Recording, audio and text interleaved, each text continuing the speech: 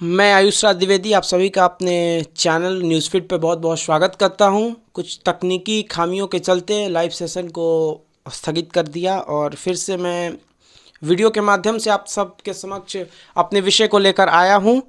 हमारा जो महत्वपूर्ण विषय था कि आज 29 विधानसभा की सीटें और 3 लोकसभा की सीटों के नतीजे आए हैं उपचुनाव के, जिसमें 3 लोकसभा में दादर एवं नागर हवेली, खांडवा जो कि मध्य प्रदेश से है और मंडी जो कि हिमाचल प्रदेश का लोकसभा क्षेत्र है, वहाँ के नतीजे आए हैं। और उसके अलावा 29 विधानसभा चुनाव के नतीजे आए हैं उपचुनाव के, जिसमें बिहार के 2, राजस्थान के 2, असम के 5 और बंगाल के 4, ऐसे तमाम ऐसे छोटे छोटे और राज्यों के भी नतीजे आए हैं जो बेहद दिलचस्प नतीजे आए हैं, जो आप सबको मैं बताऊंगा आज। और खासकर बिहार की 2 विधानसभा सीट कुशेश्वर स्थान हो या फिर तारापुर हो, उसकी भी चर्चा आप सबसे मैं करूंगा और बताऊंगा कि किस पार्टी का कैसा प्रदर्शन रहा, कौन सी पार्टी को कितना नुकसान हुआ और किन वजहों से नुकसान हुआ। उन तमाम सियासी समीकरणों को आज समझाने का प्रयास करूंगा। हमारे चैनल के साथ जुड़े रहिएगा और वीडियो को ज़्यादा से ज़्यादा शेयर करते रहिएगा। सबसे पहले बात हम असम की करते हैं। असम की 5 विधानसभा की सीटें थीं, जहां एनडीए गठबंधन, जहां बीजेपी और यूडीएफ ने बेहतरीन प्रदर्शन करते हुए 5 सीटें अपनी कामयाबी हासिल करते हुए दिखाई दी और 5 सीटें पर एनडीए की जीत हुई, जो कि एनडीए के लिए एक खुशखबरी भी है। इसके अलावा जब पश्चिम बंगाल से हम शुरू करते हैं, फिर पश्चिम बंगाल की 4 विधानसभा सीटों पर नतीजे आने थे और चारों के चारों नतीजे फिर एक बार तृणमूल कांग्रेस की तरफ झुकाव ज़्यादा दिखा, क्योंकि बीजेपी ने जिस प्रकार से बीजेपी के नेता, चाहे वो मुकुल रॉय हो, चाहे वो बाबुल सुप्रियो हो, चाहे अन्य कई विधायकों ने पाला बदलते हुए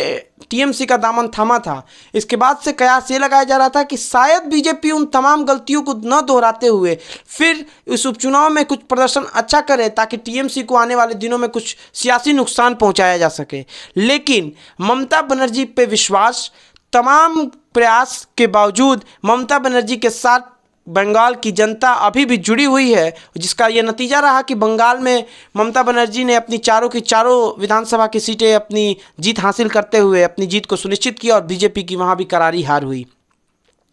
इसके अलावा हम मध्य प्रदेश की ओर चलेंगे तो मध्य प्रदेश में बीजेपी ने अपनी सीटों को जीतते हुए दिखाई दी, मगर 1 सीट पर कांग्रेस की भी जीत हुई और 3 सीटों पर मध्य प्रदेश में बीजेपी की जीत हुई है। और साथ ही जो खांडवा की लोकसभा की सीट थी, उस पर भी बीजेपी ने अपनी जीत पक्की कर ली है। कमलनाथ ने मीडिया से बात करते हुए बताया कि कांग्रेस का प्रदर्शन दुर्भाग्यपूर्ण था और कांग्रेस आने वाले दिनों में मजबूती प्रदान करने के लिए एकदम अपनी पार्टी को सांगठनिक तौर पर किस प्रकार से मजबूती प्रदान किया जाए, इसका तमाम प्रयास करेगी और हार पे अपनी चिंता भी व्यक्त की और आने वाले दिनों में उस पर कुछ ठोस निर्णय भी लेने का प्रयास करेगी। इसके अलावा हम अब बात करते हैं बिहार की,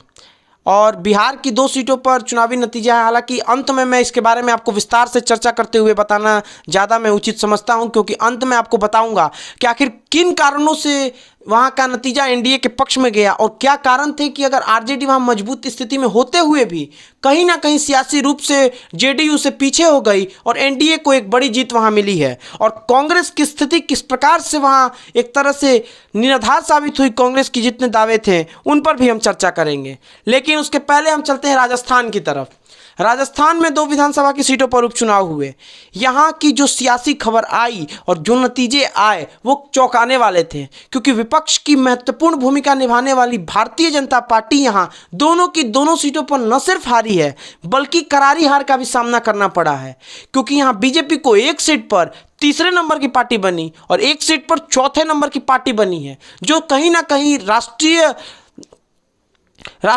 स्तर के नेताओं के लिए एक चिंता का विषय है। क्योंकि अंदरूनी पार्टी में जो कलह राजस्थान में देखा जा रहा था वो नेतृत्व और राज्य स्तर के नेताओं पर एक बड़ा प्रश्न खड़ा करता है, क्योंकि आने वाले दिनों में जब राजस्थान में चुनाव होंगे तो बीजेपी को ये तमाम बातों का ख्याल रखते हुए जाना पड़ेगा। क्योंकि अगर कोई पार्टी का संगठन अगर चुनाव से आने वक्त पहले इस तरह से डामाडोल होगा तो ये आने वाले दिनों में ऐसे ही नतीजों में परिवर्तित होंगे। इसलिए राजस्थान की खबर भी कांग्रेस के पक्ष में आते हुए बीजेपी के लिए एक करारी हार का एक सबब बनी है और इस पर बीजेपी को आने वाले दिनों में ध्यान भी देना होगा।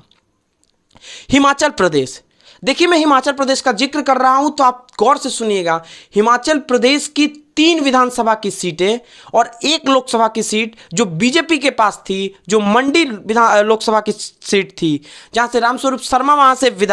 सांसद थे, उस सीट को बीजेपी ने गंवा दिया है। और वहां से इस बार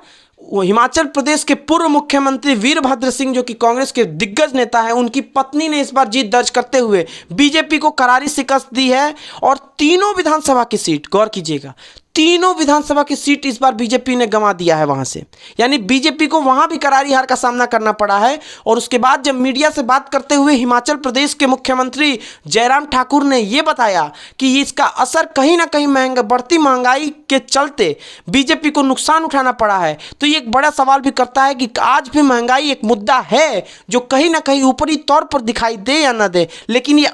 एक अंडर करेंट के तौर पे आज भी काम कर रहा है, जो आने वाले दिनों में सियासी रूप से बीजेपी को नुकसान पहुंचा सकता है। इस पे बीजेपी ध्यान जरूर देगी। तो हिमाचल से भी बीजेपी के लिए अच्छी खबर नहीं आई, राजस्थान से भी बीजेपी के लिए अच्छी खबर नहीं आई, बंगाल से भी बीजेपी के लिए अच्छी खबर नहीं आई। हालांकि असम में बेहतरीन प्रदर्शन बीजेपी ने किया, और बीजेपी ने तो नहीं लेकिन एनडीए ने बिहार में भी बेहतरीन प्रदर्शन किया और क्लीन स्वीप कर दिया दोनों की दोनों सीटों पर। अब हम आते हैं बिहार पर। दादर एवं नागर हवेली में भी लोकसभा की वोटिंग हुए थे और उसकी आज गणना थी। वहां शिवसेना ने अपनी सीट को मजबूती के साथ जीत दर्ज की है, और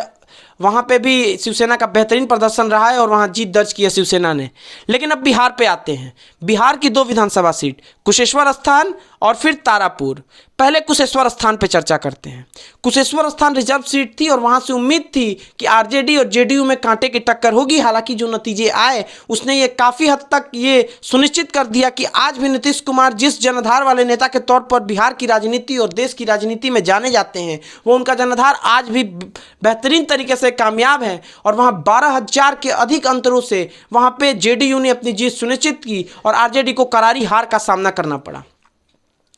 तारापुर हो या कुशेश्वर स्थान हो, यहाँ पे एक और चुनावी समीकरण देखने को मिला, जहाँ बीजेपी ने एक तरह से आरजेडी जेडीयू को समर्थन किया था, और बीजेपी का वोट किस प्रकार से ट्रांसफ़र होता है या नहीं, ये काफ़ी दिलचस्प था। क्योंकि बिहार में जब विधानसभा के चुनाव हुए थे और जहाँ जहाँ बीजेपी चुनाव नहीं लड़ी थी, वहाँ करीब करीब राजनीतिक पंडितों ने अनुमान लगाया कि वहाँ बीजेपी का वोट लोजपा की तरफ ट्रांसफ़र हुआ, जो चिराग पासवान के नेतृत्व में चुनाव लड़ रहा था, और जेडीयू को इससे भारी नुकसान हुआ, जिसका नतीजा ये हुआ कि बिहार विधानसभा में जेडीयू तीसरे नंबर की पार्टी के तौर पर उभरी। लेकिन इस वक्त चुनाव में एक नया सियासी समीकरण देखने को मिला, जहां लोजपा रामविलास यानी जो चिराग गुट की लोजपा थी, उसने कांग्रेस से बेहतरीन प्रदर्शन करते हुए दोनों सीटों पर तीसरे नंबर की पार्टी के तौर पर खत्म किया चुनाव। और जहां कांग्रेस को दोनों की दोनों सीटों पर आरजेडी से गठबंधन तोड़ने के चलते दोनों की दोनों सीटों पर अपनी जमानत भी बचाने में कामयाब वो नहीं हो पाई और दोनों सीटें वहां गंवानी पड़ी। कन्हैया कुमार के कांग्रेस में शामिल होने के बाद जिस तरह से एग्रेसिव पॉलिटिक्स की तरफ आरजेडी बढ़ी थी और तेजस्वी यादव के नेतृत्व में तमाम क्षेत्रों विधानसभा के क्षेत्रों में जिस तरह से वो आगे बढ़ रही थी, कयास लगाया जा रहा था कि कुशेश्वर और तारापुर दोनों तो नहीं, लेकिन एक तारापुर विधानसभा ऐसा हो सकता है जहां आरजेडी दमखम के साथ सियासी समीकरण और जातिगत समीकरणों को साधते हुए शायद चुनावी नतीजों में एक उलटफेर कर दे। लेकिन ऐसा हुआ नहीं। कयास इसलिए लगाया जा रहा था क्योंकि बिहार की यादव पॉलिटिक्स और मुस्लिम पॉलिटिक्स दोनों एम वाई समीकरण के चलते कहीं ना कहीं अगर आरजेडी का खराब दौर भी बिहार में आया तो उस वक्त भी ये 27% वोट बैंक के साथ मजबूती के साथ खड़ी थी। और इसी सियासी चाल को बल देते हुए तेजस्वी यादव ने इस बार वहां से अरुण साह को उम्मीदवार बनाया ताकि ओबीसी वोट में भी सेंधमारी किया जा सके, जो बीजेपी का परंपरागत वोट बैंक माना जाता है। लेकिन उसका नतीजा कुछ और रहा। हालांकि पिछले चुनाव के मुकाबले इस बार आरजेडी का प्रदर्शन बढ़िया था वोट के प्रतिशत में, लेकिन वहां से जब लोजपा ने चंदन सिंह को टिकट दिया और फिर कांग्रेस ने वहां से राजेश मिश्रा को टिकट दिया तो कयास ये लगाया गया कि कहीं सवर्ण वोट में सेंधमारी का प्रयास तो नहीं है, जो बीजेपी का परंपरागत वोट बैंक था, जो कहा जाता था कि ये एनडीए के साथ अटैच रहता है। मगर लोजपा अपनी जमानत बचाने में कामयाब रही, लेकिन ये तमाम कयासों के बावजूद वहां जेडीयू ने बेहतरीन प्रदर्शन करते हुए तारापुर भी जीता, कुशेश्वर स्थान भी जीता। और लालू यादव के जेल से बाहर आने के बाद चुनावी रैली करने के बावजूद अगर वहां आरजेडी का प्रदर्शन खराब है तो कहीं ना कहीं इसका असर और कहीं ना कहीं इस पर असर तेज प्रताप यादव और तेजस्वी यादव के बीच राजनीतिक वर्चस्व की लड़ाई को लेकर जो सियासी खेल पिछले दिनों से, चाहे वो प्रदेश अध्यक्ष जगदानंद सिंह पे आरोप हो, चाहे जेडीयू आरजेडी के बड़े नेता शिवानंद तिवारी के साथ उन पर जिस तरह से तीखे हमले कर रहे हो, अगर पार्टी के अंदरूनी नेताओं के बीच इस तरह की राजनीतिक वर्चस्व की लड़ाई अगर उजागर होगी तो इसका कहीं ना कहीं चुनावी मैदान में इसका असर देखने को मिलेगा। और पार्टी का इसी के चलते शायद नुकसान भी आई है और जिसके चलते आरजेडी दोनों की दोनों सीटें अपनी गंवा दी है। एक तरह से कहें कि उनकी सीट भी नहीं थी, मगर लग रहा था कि वहाँ मजबूत स्थिति में है, लेकिन वो सीट नहीं जीत पाई। अब हम नीतीश कुमार की चर्चा करते हैं, क्योंकि कई बार नीतीश कुमार की छवि इस तरह से पेश की जाती है कि लगता है कि नीतीश कुमार इस बार की चुनाव में अब उस तरह का प्रदर्शन नहीं दोहरा पाएंगे। लेकिन एक बात आपको जाननी होगी कि बिहार की पॉलिटिक्स में नीतीश कुमार आज भी महिलाओं की भीतर छवि में नीतीश कुमार की एक छवि सबसे बेहतरीन छवि है महिलाओं के क्षेत्र में, क्योंकि नीतीश कुमार ने 2 ऐसे बेहतरीन निर्णय बिहार की राजनीति में लिए थे जिसने महिला वोटरों को लुभाने का प्रयास किया था। चाहे वो पूर्ण शराबबंदी का निर्णय हो जिससे महिला वोटरों को अपनी ओर आकर्षित किया और अपनी राजनीतिक जनाधार में एक मजबूत 50% वोट बैंक के साथ आगे बढ़ने का प्रयास किया हो। दूसरा बड़ा मुद्दा था बिहार में 50% सरकारी नौकरियों में महिलाओं को आरक्षण देने का, क्योंकि ये 50% महिलाओं को आरक्षण देना सिर्फ बिहार ने देश के पहले राज्य के तौर पर ये एक सुनिश्चित किया था, जहां बिहार पहला राज्य बना था जो 50% आरक्षण देने वाला राज्य बना महिलाओं को। ये 2 ऐसे विषय थे जहां महिलाओं के वोट ने, चाहे वो 2020 का विधानसभा चुनाव हो, चाहे वो इस बार का उपचुनाव हो, महिला वोटरों का एक मुफ्त वोट नीतीश कुमार की तरफ अटैच हुआ, चाहे वो किसी भी जाति की हो। ये एक बात नीतीश कुमार के फेवर में गया, जिसका नतीजा ये हुआ कि नीतीश कुमार ने कुशेश्वर स्थान और तारापुर दोनों विधानसभा की सीटों पर अपनी जीत सुनिश्चित की। और एनडीए, जो एक तरह से लग रहा था कि क्योंकि आंकड़े इस प्रकार के बिहार विधानसभा के जहां 2 या 3 सीट काफ़ी महत्वपूर्ण भूमिका निभा सकते हैं, लेकिन ये जीत कहीं ना कहीं नीतीश कुमार के नेतृत्व पर मुहर लगाने की भी जीत है। ये शायद माने या न माने, और ये जीत एनडीए के साथ तमाम वोटरों के साथ समर्थन की भी जीत है। और कहीं ना कहीं आरजेडी को अपने तमाम सियासी समीकरणों पर फिर से एक बार ध्यान देने की आवश्यकता है, और कौन सी गलतियां आरजेडी ने की इस पर भी ध्यान देने की आवश्यकता है। क्योंकि कुछ देर पहले जब तेजस्वी यादव ने मीडिया से बात करते हुए कहा कि हम इस जनादेश का सम्मान करते हैं और बिहार के भविष्य की शुभकामनाएं भी देते हैं और तारापुर कुशेश्वर स्थान की जनता का धन्यवाद भी देते हैं। अब देखना होगा कि आने वाले दिनों में तमाम राज्यों के चुनाव के नतीजे जो आए हैं वो किस प्रकार से भारतीय राजनीति के केंद्र में असर डालते हैं, क्योंकि आने वाले दिनों में 5 राज्यों में विधानसभा के चुनाव हैं, चाहे वो हिमाचल हो, पंजाब हो, चाहे वो उत्तर प्रदेश हो, चाहे वो गुजरात हो। ये तमाम ऐसे राज्य हैं जिसका सियासी असर कहीं ना कहीं इन तमाम राज्यों पर पड़ेगा। और आने वाले दिनों में बीजेपी ने जो चुनावी विधानसभा उपचुनाव में जो उनके पक्ष में नतीजे नहीं आए हैं उस पर भी बीजेपी गौर करेगी, और बीजेपी आलाकमान क्या आगे उस पर अपनी सफाई देती है और क्या निर्णय लेती है भी देखने वाली बात होगी। आप सबका इस वीडियो को देखने के लिए बहुत बहुत धन्यवाद। इस वीडियो को लाइक कीजिए और कमेंट कीजिए और सब्सक्राइब भी कीजिए, और ज़्यादा से ज़्यादा इस वीडियो को शेयर कीजिए ताकि हमारे वीडियो को ज़्यादा से ज़्यादा लोगों तक पहुंच सके। आप सभी का हमारे साथ जुड़ने के लिए बहुत बहुत धन्यवाद।